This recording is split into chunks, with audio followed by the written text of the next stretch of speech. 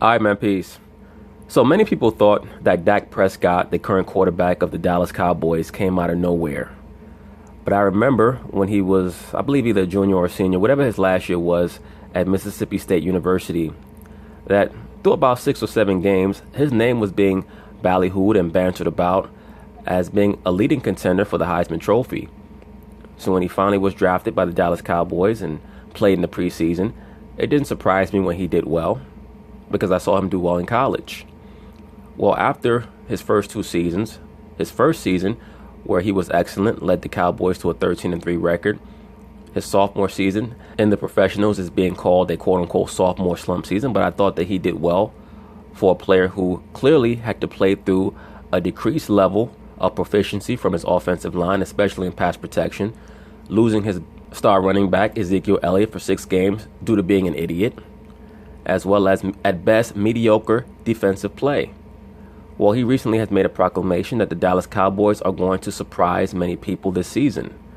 I expect them personally to be about 10-6 as long as Ezekiel Elliott is able to play all 16 games. I think that there is such a thing as addition by subtraction.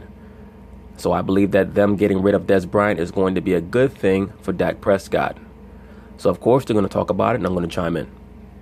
Actually, Dak Prescott joined Saturday Night Showtime Boxing in Dallas. He was there to see undefeated welterweight champion Errol Spence Jr. He said the Cowboys are going to be an exciting team that plans on surprising a lot of people. Here's Dak. Listen to what he said.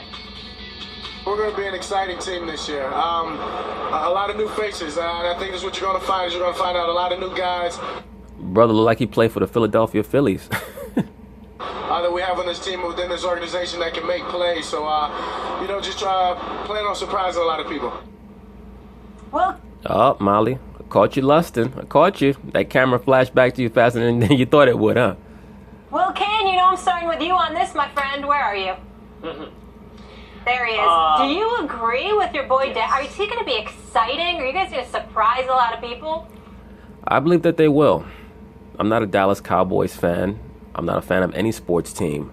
But I do believe that they're going to be better than many people think that they're going to be. They were 9-7 last year and went through a series of maladies that affected how proficient they were able to be on both offense and defense. And I think that as long as they can get some improved play from their offensive line, and Ezekiel Elliott does not do anything exceedingly stupid, they should be 10-6, maybe even 11-5. I don't think that they're going to challenge the Philadelphia Eagles for the division. I think that the Eagles are going to be somewhere around 13-3, but the Dallas Cowboys should be a playoff team. Well, I'm going to tell you this, and this is going to shock you, but Dak Prescott is wrong. The Cowboys are not going to be exciting. Look at Stephen A. Smith with that Cheshire Cat grin on his face. This man hates the Dallas Cowboys so much. And they're not going to be surprising, at least to anybody that pays attention and anybody that knows football. What they are going to be is they're going to be so good, Molly. They are going to be so good. First of all, exciting insinuates they're going to be somebody, I don't know, like the Atlanta Falcons, throwing it all over the field. How about this? The Los Angeles Rams, just the modern day, show up every week. How'd they put 30 on you? No. I agree with you, Will Kane. I think that the Dallas Cowboys are going to beat teams methodically. They're going to mix and mash the run game and the pass game. They're not going to ask too much of Dak Prescott. Every once in a while, they'll try to throw the ball deep, mostly off play action. But they're going to keep it relatively short. A lot of 7-yard outs, 8-yard button hooks. And of course, they're going to utilize Ezekiel Elliott, who I believe is the best pure running back in the NFL right now, in regards to a combo back that's Le'Veon Bell. But their offensive line is going to have to step it up because they took a step back last season, and very few people noted it. They were dominant 2 years ago, and due to the fact that they lost a couple of their more prominent offensive linemen, they took a step back. And also their left tackle was injury plagued last year. That certainly hurt them. So health is going to be a major factor. Would expect the Dallas Cowboys to play in a style very similar to how teams used to play back in the 90s, mixing the run and the pass. Dak is never going to be a 5,000-yard a season guy. He's just never going to be that. At least I doubt that. the Cowboys are going to run the ball, and they're going to run the ball down your throat over and over and over. They're going to run the ball in a way that makes you cry uncle. You're going to be bleeding from the nose and go, when is this game over? That's what kind of ball the Cowboys are going to play this year. They've got the best offensive line in the NFL, the best tackle, the best center, and the best guard, and one of the top 3 running backs in the NFL, who led them to 9-7 last year when he missed 6 games. Absolutely. It's also going to be very interesting if the Dallas Cowboys will be able to trade for the free safety from the Seattle Seahawks, Earl Thomas. He is a big fan of the Dallas Cowboys. I know that he grew up in Texas. I'm not quite sure if he grew up in Dallas or not. But the Seattle Seahawks played the Dallas Cowboys last year, and Earl Thomas decided that he was going to chase the coach of the Dallas Cowboys, Jason Garrett, down the hallway and asked him if they would pursue him in the offseason. So it was very clear to me that he was desperate to get out of that environment, which was very corrosive, that Seattle Seahawks environment, because they were being engineered into a woke team by Michael Bennett.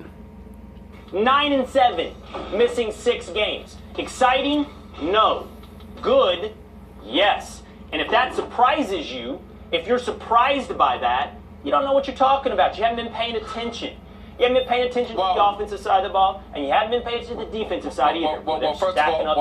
First of all, you're no one to tell somebody they do or don't know what they're talking about when it comes to football, Mr. Lawyer. Watch your manners, number 1. Number 2, you have no objectivity because we're talking about your Dallas Cowboys. Well, Stephen A. Smith, one could make the case that you yourself have no objectivity when speaking about the Dallas Cowboys, because we know that you do have an emotional issue with that team. According to Stephen A. Smith's own confessions, a girlfriend that he had back when he was in high school was a big Dallas Cowboys fan, and after she dumped him, he started to hate the Cowboys forever. That is his testimony.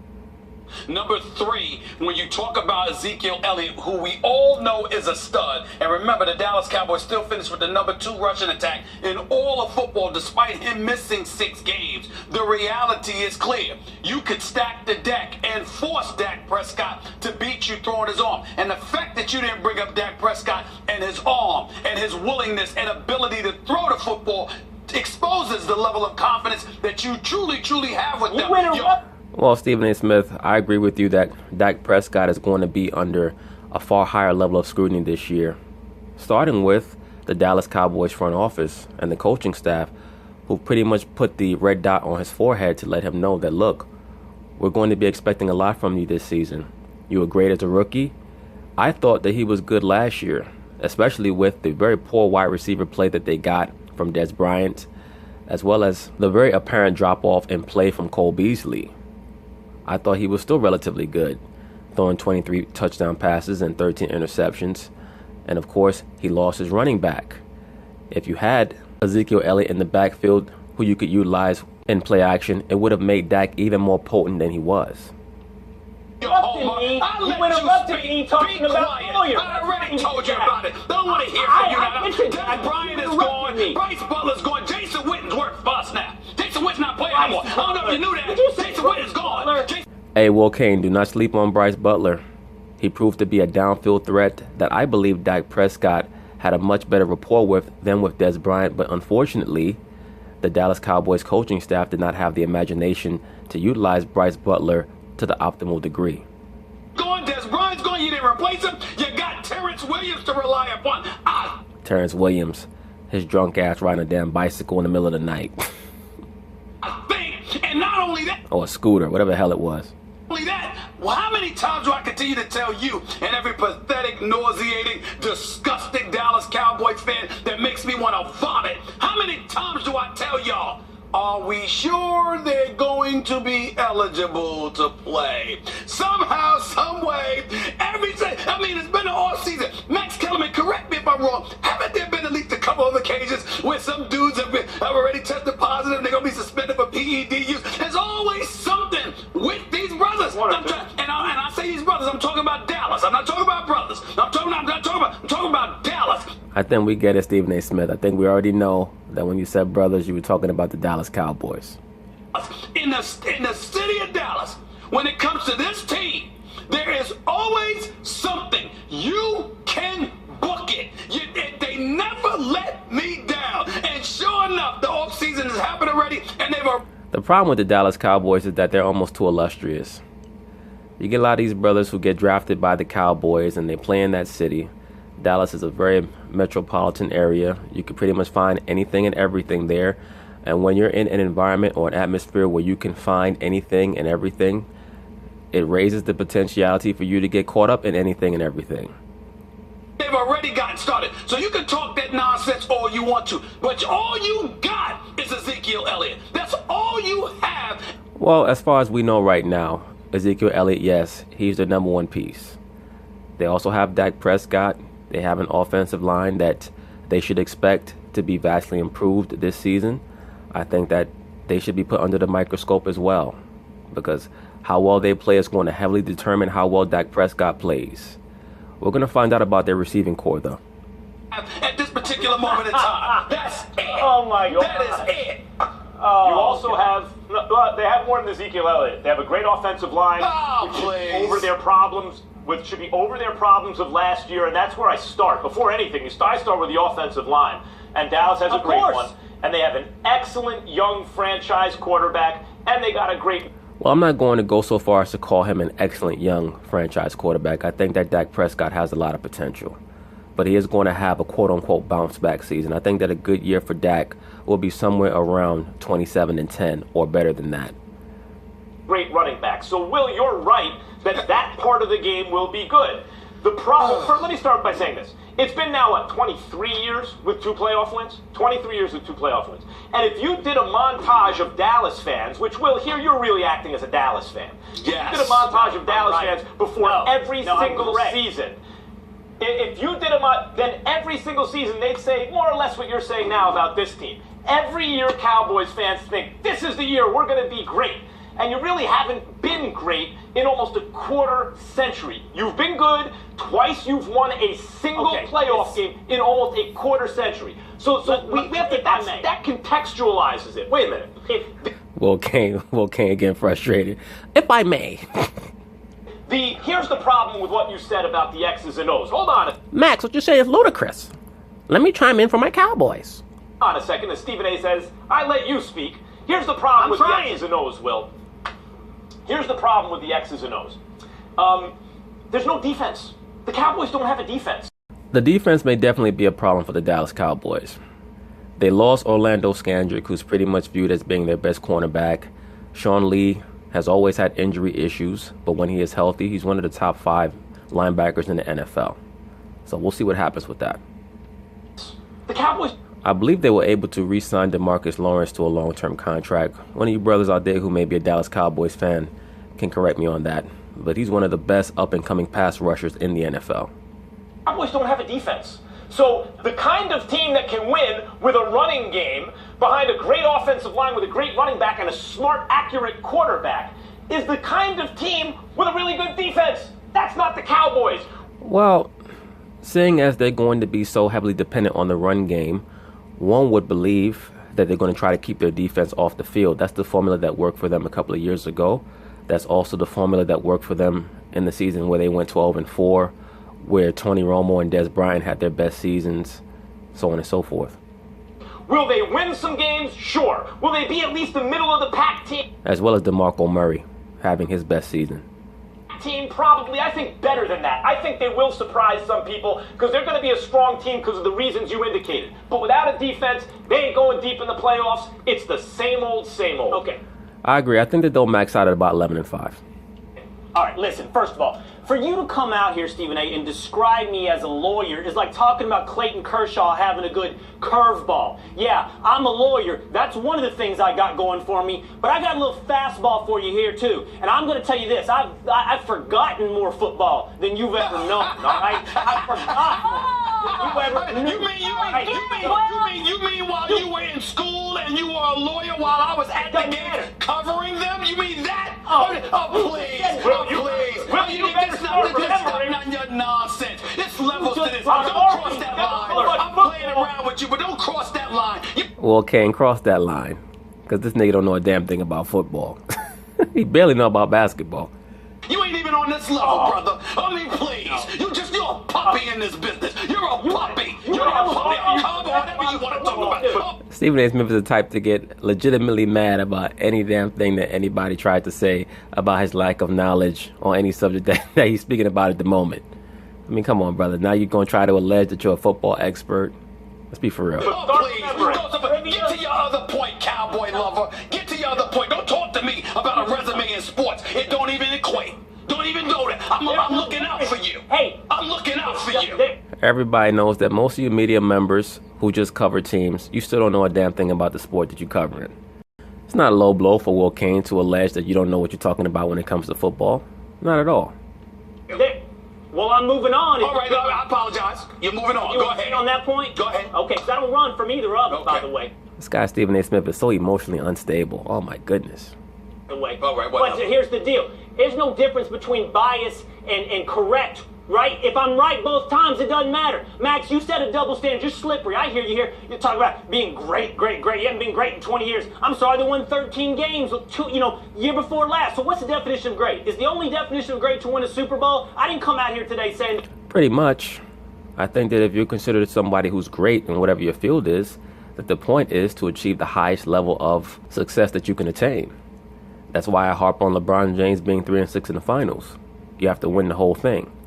Saying they're going to win the Super Bowl. Make a playoff and by the run. way, here we go. Okay, you guys with all your football knowledge. Stephen A. brings up Bryce Butler. That's laughable. Max, you bring up defense. I don't know that you've been paying attention.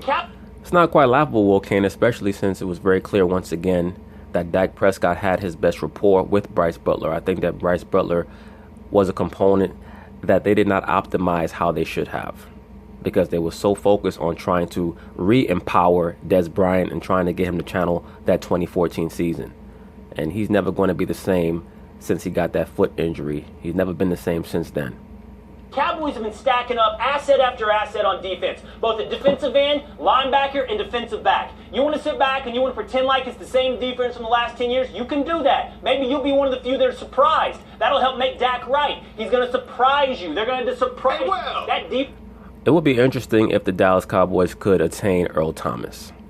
That could be a pickup that might put them over the hump. Defense right there, it's going to be good. Watch it happen. Hey, Will, first of all, I love how you get on me for getting on you about calling you a homer when you do the same thing to me when it comes to my team. But that's a different subject for another day. Thank you, Will Cain. That's what I'm trying to figure out. Why are you so damn sensitive today? I mean, you're sensitive in general, but you're just off the charts now. Are you on your menstrual? What's going on? You get on me about that all the time. You know what I'm saying? Stephen A., you love the team. Now, here's the other thing, Will. They need to have a first take episode where Stephen A. Smith has a debate with a liberal black woman. We can call it the irresistible force versus the immovable object. It'd be the argument Olympics. Well, you sit up there, you talk about their defense. How many times, Molly, has he got on me? Oh, you just want to bring up the same old song and dance. What can go wrong will go wrong. And I said to you, yo, that's what's happening. Isn't that factual? Last year when you were talking about this team, I said, Will, Ezekiel Elliott going to do those 6 games. And during those 6 games, you're going to struggle. It's going to cost you a playoff berth. What happened? I happen to believe that's factual, okay? It's not my fault. It's not my fault that the facts, by and large, usually don't pertain to football. It's not my fault that the Dallas Cowboys find themselves getting in trouble, getting suspended, and all of this other stuff. They're a dysfunctional environment. Well, Stephen A. Smith, your team is the Pittsburgh Steelers. One could make the case that the Dallas Cowboys have actually had better seasons over the last 5 years or so than the Pittsburgh Steelers, because they haven't had anywhere near the talent on both offense and defense that the Steelers have had, and the Steelers have constantly showed that they come up short in big games because they lack discipline. All right. Well, in order to have a great season, let me the name you're looking for, hold on real quick. The name you're looking for is David Irving. You're right. He just got a 4-game suspension for PEDs. But here's the advantage of having so many things go wrong for you, right? What can go wrong will go wrong. It's like a revolving door outside of a big building. David Irving's out, but guess who's coming back? Randy Gregory off his suspension. So even Steven. You think that'll last? You think that'll last? I mean, do I need to put The Cowboys do have a lot of talent on defense. They just got to keep them brothers off the drugs. Good Lord. Do we need to put a poll or bet or how long he's going to remain eligible? I mean, come on, man. Say something, Molly. Molly, I'd like you to word it. Go ahead. I'd like to get a word it. I think it's fair to say, and reasonable people can agree on the following definition for a great season. You got to go on a playoff run. Guys, you got to go on a playoff run. And when you've only won... I think that going on a deep playoff run will constitute as a great season, depending on what your aspirations are. Looking at the Cowboys right now, they have, a 24, 25-year-old quarterback. Their running back is, 22, 23 years old.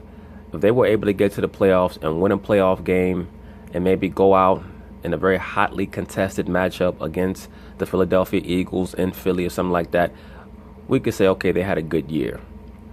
But I think that greatness oftentimes is going to be predicated off of expectation.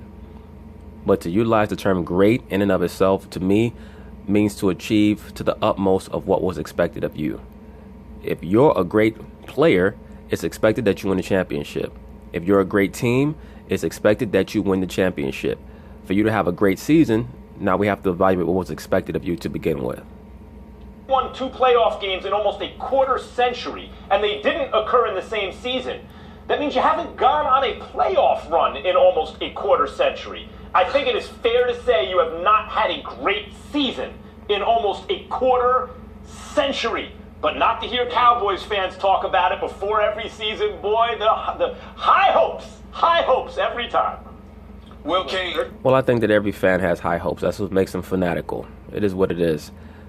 13-3. Will Kane, I'm in Houston. Rookie quarterback, I'm in Houston. rookie running back. Will Kane, I'm in Houston. I'm in San Francisco. I'm in Oakland. Everywhere I go, white, black, old, young, Hispanic, stay off my Cowboys, stay off my Cowboys. A bunch of sensitive wusses, all of you, you Cowboy. It's the epitome of irony that Stephen A. Smith calls anybody sensitive. Cowboy fans, all right. every one of you, every one of you. You know why that is? Last word, Will. Houston, San Francisco, Atlanta, New York, black, America, white, America. Latino, America's team. America's team. Yep, America's team has missed the playoffs 6 of the last 8 years. Associated with a They can mediocrity. only go up from Associated here. with mediocrity. Molly, when it's 2-on-1 with Max, you come to his defense. When it's 2-on-1 with me, you come in with some fact at the end like that to make it 3-on-1. What is this? I don't come to anybody's defense. do that. That doesn't come off good. I do notice that. Well, I do know. All right, you're all sensitive. But anyway, that's pretty much it on that. We'll see what happens with the Dallas Cowboys. I do expect them to go anywhere from 9-7 to 11-5 this year, depending on health and how well they gel. Could they go 12-4? We'll see, but I don't think they're ever going to be that good. If they can keep their defense off the drugs, whether it be performance-enhancing drugs or illegal drugs, they may have a good shot because they have a lot of big-time personnel on defense. They just have not been able to keep them healthy and on the field. Once again, Sean Lee, DeMarcus Lawrence, Randy Gregory, David Irving. They got a lot of pit bulls on defense, but them guys got to stay on the field. But anyway, we'll see what happens. Peace.